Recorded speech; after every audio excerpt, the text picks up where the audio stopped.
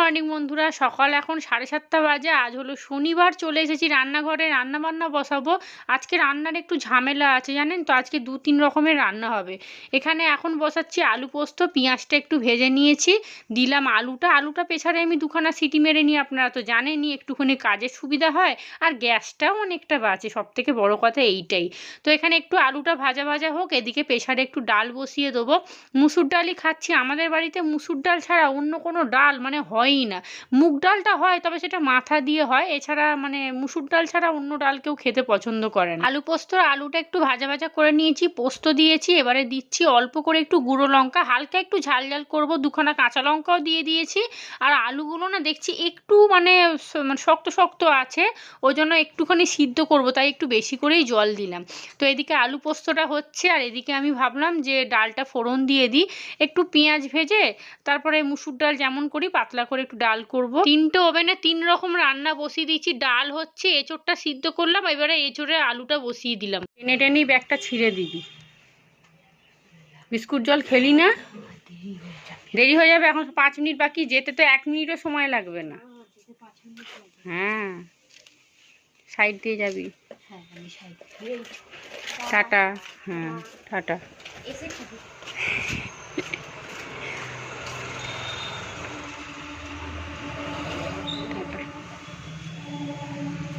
আলু পোস্তটা এদিকে হয়ে গেছে। অল্প করে একটু সর্ষের তেল দিয়েছি, আর একটু শুকনো শুকনো করে নাবিয়ে দেবো। আলু পোস্ত আমাদের বাড়িতে সবাই পছন্দ করে। আমাদের বাড়িতে কেন বলবো, আমার মনে হয় প্রত্যেকটা মানুষই আলু পোস্ত পছন্দ করে। আর আলু পোস্তর সাথে বিউলির ডাল, ও বাবা, একদম দুজনের জুটি। এখানে ডাল ফুটছে, আর এদিকে প্রেশার কুকারে কিন্তু এঁচোড়ের আলুটা সিদ্ধ বসিয়ে দিয়েছি। আর ওদিকে চিংড়ি মাছটা ছাড়িয়ে নুন হলুদ মাখিয়ে রেখেছি, আর এদিকে একটু আদা রসুন পেস্ট করতে হবে। আর এই হলো এঁচোড়টা না একটু সিদ্ধ করলে ভালো হতো জানেন। আমি না ভাপিয়ে তুলে রেখে দিয়েছি, এবার কড়াই যে কতক্ষণ সিদ্ধ হবে সে ভগবানই জানে। এদিকে আমি চাটাও করে নিয়েছি। চা করেছি বুঝতেই পারছেন 8টার কাছাকাছি বাজতে যাতে আরও বেশি। তো তন্ময়ের ফোন চলে এসেছে, আমাকে বললো ডিম ভেজে দাও, আলু পোস্ত ডাল দিয়ে দাও, আমি নিয়ে চলে যাবো। এঁচোড় আর নেবে না। তো এঁচোড়টা একটু তাড়াহুড়ো করছিলাম যে ওকে যদি একটু দিতে পারি, দুপুরে ভাতের সাথে খাবে, কিন্তু সেটা আর হবে না, কারণ এঁচোড়টা হতে অনেকটা টাইম লাগবে। তার উপরে সিদ্ধ করিনি ভালো করে, তো এই কড়াতে দেখুন না, আজকে আমার গ্যাস বোধহয় অর্ধেক শেষ হয়ে যাবে। এখানে একটু ভালো করে পেঁয়াজ কাঁচা লঙ্কা দিয়ে ওকে একটা ডিম ভেজে দিয়েছি। আর এদিকে এঁচোড়ের তরকারিটা বসাবো। পেঁয়াজটা ভেজে নিয়েছি, আলুটাও একটু ভাজা ভাজা করে টমেটোটা দিয়ে দিলাম। দিয়ে এইবারে বাটা মশলাগুলো দিয়ে দেবো। আদা রসুন বাটা দেবো, প্রতিদিনের গুঁড়ো মশলাগুলো একটু একটু করে দিয়ে দেবো। এখানে হলুদ গুঁড়ো, একটু লঙ্কার গুঁড়ো আর ধনে জিরে গুঁড়ো তো আমি কিনিও না, আর আমি দিও না, তবে লাস্টে একটু ভাজা মশলা দেওয়ার ইচ্ছা আছে, কারণ ওর মধ্যে ধনে জিরে সব একসাথে ভেজেছি, তো ওই মশলাটা দিলে না খেতে বেশ ভালো লাগে। সব রকম মশলা দিয়ে দিয়েছি, দিয়ে এবারে ভালো করে কষাবো। আর আলুগুলো না একটু বড় বড় দিয়েছি, তবে আমার মনে হয় না আলুগুলো আজকে জ্যান্ত থাকবে, কারণ ওই এঁচোড় সেদ্ধ হতে হতে আলু পুরো পাক হয়ে যাবে। কি হবে কি জানি, কিন্তু নতুন আলু তো, আবার ঠান্ডা হলে না শক্ত হয়ে যায়। একটু বড় বড় করেই আমি এঁচোড়ে না আলু দিই, বেশ মাংসর মতো খেতে ভালো লাগে। আর এবারে এঁচোড়টা দিয়ে দিয়েছি, এইবারে চলুন ভালো করে কষিয়ে নেবো, নিয়ে তারপরে জল ঢেলে দেবো। আর আজকে পুরো মনের সুখে তেল ঢেলেছি, কারণ আমি এঁচোড়ের তরকারিতে কোনো কিপটেমি করি না, যতটা পারি তেল মশলা ভর্তি করে দিয়ে দিই। আর এইখানে দেখুন তন্ময়ের জন্য খাবার দাবার রেডি করে নিয়েছি, কারণ এঁচোড়টা না সিদ্ধ হতে অনেকটা টাইম লাগবে, ওই জন্য আর শুধু শুধু তাড়াহুড়ো করছি না, ধীরে সুস্থেই করি।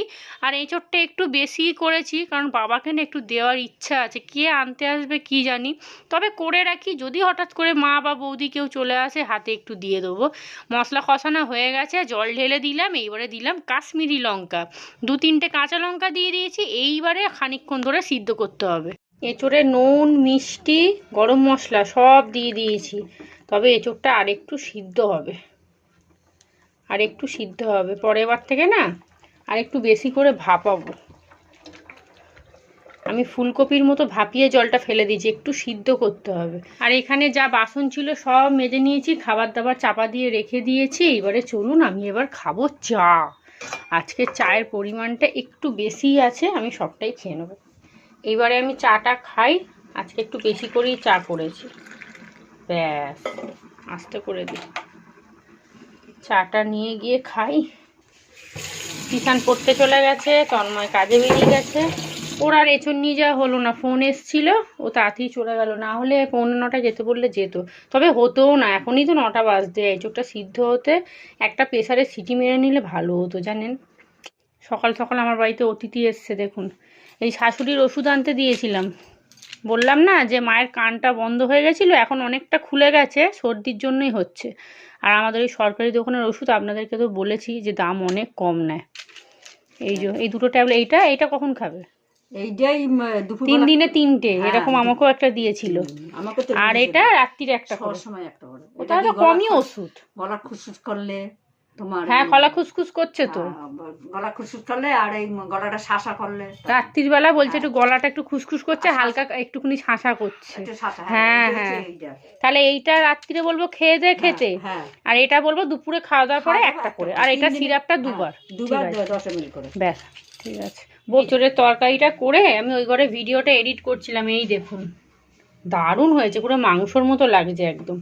এখানে মাকে একটু দিই আর একটু চা করে দিই, খেয়ে চলে যাক, গিয়ে আবার রান্না বান্না করবে। আমিও বসে বসে ভিডিওটা এডিট করছিলাম, ভাবলাম সময় আছে এখন এডিট করেই রাখি, একটা কৌটোয় দিয়ে দিই। আর এই দেখুন কতটা একটু ঝোলঝোল করেছিলাম, শুকিয়ে গেছে, আমি তো জানি, পরে ওই জন্য আরেকটু জল দিলাম আবার। আর এঁচড়গুলো দেখি সিদ্ধ হয়েছে তো, নাহলে আমার বাবা আবার খেতে পারবে। হ্যাঁ দারুণ সিদ্ধ হয়েছে। এখানে চা করে নিয়েছি, আর মা যখন চা খাচ্ছে এই সুযোগে আমিও আর একবার খেয়ে নিই। কেউ খেলে একবার খেতে ইচ্ছা করে, না হলে ভাল লাগে না। চলো এনো। আর এখানে এই যে মাকে 1 কৌটো এঁচড় দিলাম, রংটা দেখেছেন পুরো মনে হচ্ছে না একদম মাংস, মা পুরো খাসির মাংস। না সকালে নিয়ে দুপুরে ওষুধটা খেতে পারবে, ওই জন্য। যাও। গুড মর্নিং বন্ধুরা, কেমন আছেন আপনারা সবাই? নিশ্চয়ই ভালো আছেন, আমিও ভালো আছি। আজ হলো শনিবার, ঘড়ির কাটা এখন প্রায় 11:15 বাজতে যায়। আজকে ভিডিওটা পুরো এডিট করে রেখেছি, খালি ভয়েস দিলেই হয়ে যাবে। আর তিশানকে একটু বাবা বাছা করে পাঠালাম ফুল আনতে, আজ শনিবার তো। আর মা এসছিল, ও বসে বসে গল্প করছিল, যেতে তো চাইলোই না, বললো যে না আমি যাবো না, আর মানে যাবো না বলেই দিয়েছিল। তো আমি ভাবলাম 11টা বাজতে যায়, গিয়ে আর ফুল পাবো? আমার তো এই জামা কাপড় পরতে পরতেই আমার 10-15 মিনিট চলে যাবে। তো ওকে এখন বাবা বাঁচা করে বললাম একটা চিপসের প্যাকেট খাবি, যা একটু যা, বলেই গেছে। আর ব্রেকফাস্ট বলতে তিশান আজকে চানাচুর মুড়ি খেয়েছে, আর আমি ভাবছি রুটি করব। আমার গতকাল রাত্রিরে একটু আটা মেখে রেখেছিলাম রুটি খাবো বলে, আর সেই যে 5 তরকারি করেছিলাম অনেকটা আছে, তো ভাবছি রুটি আর ওই 5 তরকারি দিয়ে ব্রেকফাস্টটা সেরে নেবো, আর কিছু করার ইচ্ছা নেই। আর সকালবেলা আজকে রান্নার খুবই ঝামেলা ছিল, দেখলেন তো, লাউ চিংড়ি বলছি, এঁচড় চিংড়ি করলাম, আলু পোস্ত, ডাল, ডিম ভাজলাম, চা করলাম, ভাত করলাম বাবা। আর মা এসেই প্রথমেই একটা কথা বললো, কি বলুন তো, তুই এখনো ঘরদোর মুছিস নি, বাসি বিছানাটা পর্যন্ত তুলিস নি, বেলা 10টা বাজতে যায়। আমি বললাম আমি একটু আগে রান্না করে এই সবে বিছানায় এসে বসলাম, আর আজকে ভিডিওটা এডিটের খুব ঝামেলা আছে, এতক্ষণ ধরে বসে বসে এডিট করছিলাম। দরজা ধাক্কাচ্ছে তো আমি ভেবেছি বোধহয় তিশান এসছে। খানিকক্ষণ আগে ফোন করলাম মাকে যে মা তুমি আসবে শাশুড়ি ওষুধটা দিতে, তো বললো দেখছি। আমি ভাবলাম যে মার তো সকালে রান্নাবান্না কাজ থাকে, হয়তো আসবে না, কিন্তু ওই ওষুধটা দিতে এসছে, বললো দুপুরে খেতে পারবে, ভাবলাম দিয়ে চলে আসি। ব্রেকফাস্টটা করে নিই, 11:15 বাজে, তিশান এসে ফোন দেখবে। আর আজ কাচাকুচি বলতে সেরকম কিছুই নেই, কিন্তু ভাবছিলাম সাদা চাদর আর 2টো বালিশের ওয়ার আছে, গরম জল করে ভিজিয়ে দিই, শুধু ওইটাই খালি কেচে দেবো। বাইরেও সেরকম কিছু শুকোবার মতো নেই, 2-4টে জিনিস মিলে দিয়েছি। চলুন। আর তন্ময় তো এঁচড় নিয়ে যেতে পারলো না, ওর ফোন এসছিল 8:10 ফোনটা আসলো, বললো তন্ময়দা 8:30টার মধ্যে আসতে পারবে? তো আমাকে বললো তোমার রান্না হয়ে গেছে। আমি প্রথমে ডিমটা ভাজছিলাম না, যদি এঁচড়টা হয়ে যায়, তারপর ভাবলাম যে না সময়ের মধ্যে হবে না, আমি বললাম তাহলে ডিম ভেজে দিচ্ছি, নিয়ে চলে যাও। বললো ঠিক আছে, আমার জন্য এঁচড় রেখে দেবে, রাত্রে খাবো। ব্যাস, চলুন এবার খাই, খিদে পেয়ে গেছে, আজকে 2বার দুধ চা খাওয়া হয়ে গেছে জানেন। চলুন, এই যে 3টের মতো আটা মাখা আছে, আমার হয়ে যাবে ব্রেকফাস্ট। আর মা চলে গেল, বসতে পারলো না, কারণ রান্না বান্না করবে তো ওই জন্য। আর এই যে গতকালের ওই যে তরকারি অনেকটা আছে, এখন রুটি দিয়ে খেয়ে নেবো, ঝামেলা মিটে যাবে। আর এই দেখুন কিচেন টাওয়ালগুলো কালকে সেই কেচেছিলাম গতকাল, কি সুন্দর পরিষ্কার হয়েছে দেখুন, ব্রাশ দিয়ে বেশ করে ঘষেছি। আর এই সুতির এই যে এইগুলো না, এই বালিশের ওয়ার, চাদর এগুলো দেখবেন ফেলতে ইচ্ছা করে না, সুতির তো অনেক কাজে লেগে যায়। এগুলোকে গুছিয়ে রাখবো। রান্নাঘর পুরো পরিষ্কার করে নিয়েছি, বাসন কোসন সব মাজা হয়ে গেছে। আর এখানে একটুখানি গতকাল রাতের তরকারি আছে, ভাবছি দুপুরে খেয়ে নেবো। আমি তো আলু পোস্ত খাবো না, এঁচোড় দিয়ে ডাল দিয়েই খেয়ে নেবো, এঁচোড় দিয়েই খাওয়া হয়ে যাবে, আর কিচ্ছু লাগবে না। ভেবেছিলাম একটা ভাজা করব, কিন্তু আর পারলাম না, অনেক কিছু রান্না হয়ে গেছে। আর এটা ফেভিকুইক দিয়েও কেন জুটছে না কি জানি, আর একবার দিয়ে দেখি একবার। যাই হোক চলুন, রান্নাঘর পরিষ্কার করে নিয়েছি। কলে কি জল পড়ছে নাকি? আর কলটাকে একটুখানি ভালো করে মাজলাম, সাদা কল তো তাও ভালো ওঠেনি। আমাদের জল জানেন একদম বাজে, এত নোংরা আর এত আয়রন, পুরো কালো হয়ে গেছে। এই দেখুন, যিনি মানে কলের মিস্ত্রি সে বলছে একদম জল বিচ্ছিরি, একদম বাজে, তার জন্যই পাইপ কল সব নষ্ট হয়ে যাচ্ছে। যাই হোক চলুন, এবার ঝাঁট দিয়ে মুছে নিই। আর এখানে টিউশন শুরু করে দিয়েছে বলটা নিয়ে, গতকাল সন্ধেবেলা আবার একটা এই যে বল কিনে নিয়ে এসছে। আগের বলটা রাগ করে নিজে টেনে ফেলে দিয়েছে, আবার এটাকে কিনে এনেছে। এখানে দুখানা ক্রিম বাতিল হবে। একটা হচ্ছে মামাআর্থের উপটেন ফেস মাস্কটা ডেট এক্সপায়ার হয়ে গেছে, 23 অবধি লাস্ট ছিল। আর এইটাও ডেট এক্সপায়ার হয়ে গেছে, 23 অবধি লাস্ট ছিল। তন্ময় যদি দেখে না আমাকে গলা টিপে দেবে একদম। এই যে এটা অর্ধেকটা আছে, অর্ধেকের কম আছে, কিন্তু এটা অনেকটা আছে। শীতকাল বলে এটা আর মাখতে পারলাম না, কারণ যেই রাত্রে মুখে মাখছি, এটা নাইট ক্রিম জানেন, এটা নাইট ক্রিম, মুখে যেই মাখছি মুখ পুরো শুকনো খটখটে হয়ে যাচ্ছে। আর এই কৌটোগুলো না ফেলবো না, ক্রিমগুলো ফেলে কৌটোগুলো রেখে দেবো, বেশ ভালো লাগছে না বলুন। তন্ময় আজকে নেই, আজকে ফেলে পরিষ্কার করে নিই, কারণ আগামীকাল রবিবারও ঘরে থাকবে, দেখলে না একদম চেঁচাবে। এই দেখ, ফেলে দিতে সত্যি খুব গায়ে। আমি আর কিনবো না, আমার স্কিনের পিছনে আনেন তো আমি প্রচুর টাকা খরচা করেছি, প্রচুর টাকা, কিন্তু কিছুই হয় না, কিচ্ছু না, বেকার।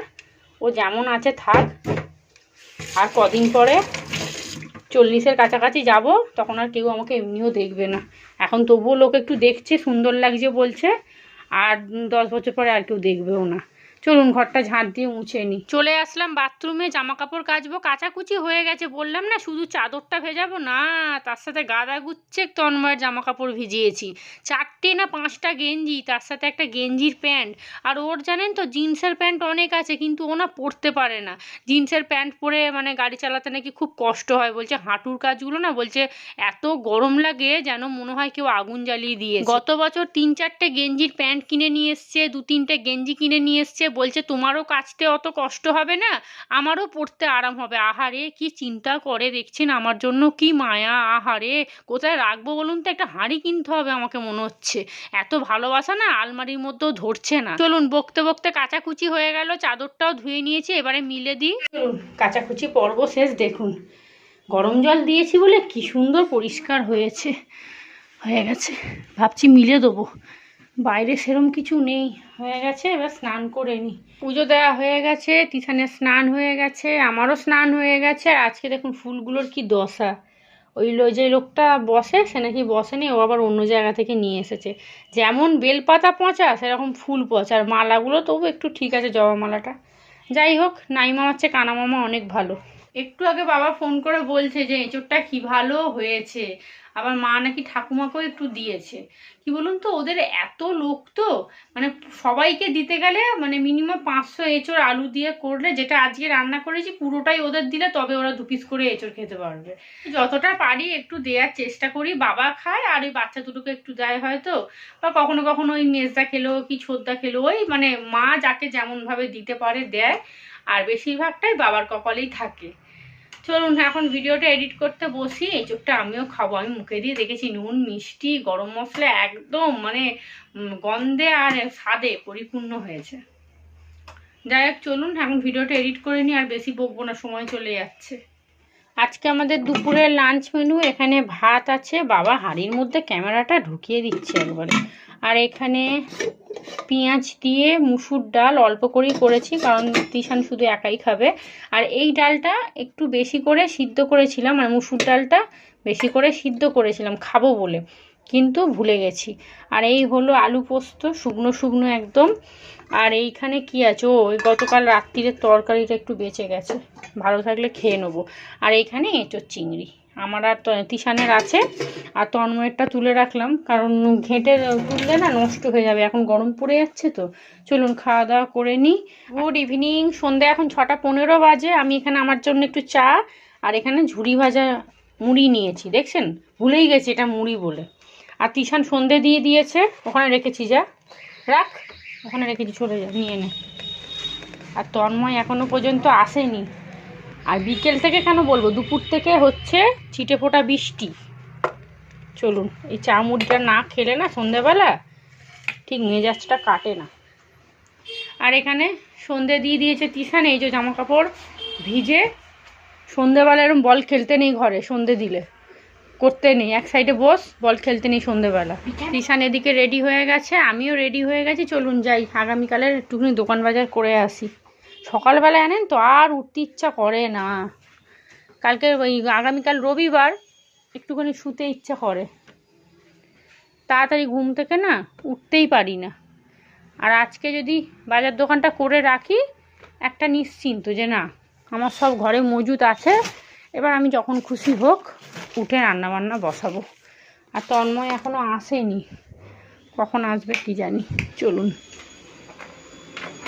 কি হলো রে, এই যে খুলবি তো মারবো।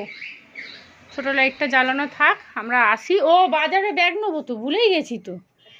তুই কি বাড়ি চলে এসেছি। আসার সময় দেখুন বাজার থেকে একটা ক্যাপসিকাম এনেছি, একটু আদা এনেছি, আর এই যে ডাঁটা, বাবা ডাঁটার কি দাম। আর কাঁচা লঙ্কা নিয়ে নিয়েছি 100, খানিকটা আছে। আর এখানে তিশানের জন্য ম্যাগি বসিয়ে দিয়েছি এসে, দেখেছেন কত জল, কি যে খায় কি জানি বাবা। আর আমার জন্য একটুখানি ঝালমুড়ি নিয়ে আসলাম। আমার আবার এই বাঁদিকে দাঁতে দেখছি কি যন্ত্রণা করছে, কি ব্যামো যে ধরেছে কি জানি। দেখুন আলু তো চোখে দেখাই যাচ্ছে না বাবা। এতক্ষণ ধরে চিন্তা করলাম যে কি রান্না করব, তারপর ভাবলাম যে না একটু আলুর তরকারি করি আর পরোটা করব। তবে আজকে পরোটাগুলো না একসাথে ভাজবো না। তন্ময় বলছে দোকানে দাঁড়িয়ে দাঁড়িয়ে আমি দেখি একটা একটা করে কি সুন্দর পরোটা ভাজে, কত তেল দেয়, আর তুমি 3-4খানা পরোটা একসাথে দিয়ে ভালো করে ভাজো না, শক্ত হয়ে থাকে। অথচ বন্ধুরা বিশ্বাস করুন প্রত্যেকটা পরোটা খুব নরম তুলতুলে হয়, কিন্তু ওই যে 3-4টে একসাথে ভাজি, ওইটাই আমাকে একদম বদনাম করে দিয়েছে। ওই জন্য আজকে ঠিক করেছি একটা একটা করে পরোটা ভাজবো, তাতে আমার যত সময় লাগে লাগুক গে। এখানে রান্নাবান্না হয়ে এসছে, একটা একটা করে ভাজছি না, অনেকটা সময় লাগছে জানেন তো, কিন্তু খুব খাস্তা হচ্ছে জানেন, খেতে খুব ভালো লাগছে। আমি একটা নিয়ে খেলাম। চলুন, রাত্রে রান্নাবান্না হয়ে গেছে। এখানে করেছি আলু চচ্চড়ি ধনেপাতা দিয়ে আমাদের জন্য, তন্ময়ও খাবে। আর তন্ময় আসার সময় না একটুখানি নানপুরি নিয়ে এসেছিলো, আর তার সাথে একটু আলুর দম নিয়ে এসেছিলো এক্সট্রা। তো আলুর দমটা অনেকটা আছে, বলছে আমার জন্য তরকারি করতে হবে না, আমি ওই দিয়েই পরোটা খেয়ে নেবো। তাহলে চলুন, তিশানকে এখন খেতে দিয়ে দিচ্ছি, আমিও খেয়ে নেবো। রান্নাঘর পুরো পরিষ্কার করে নিয়েছি। তো আজকের ব্লগটা আমি এখানেই শেষ করছি। আপনারা সবাই ভালো থাকবেন, সুস্থ থাকবেন, সাবধানে থাকবেন। দেখা হবে নতুন কোনো একটা ব্লগ নিয়ে।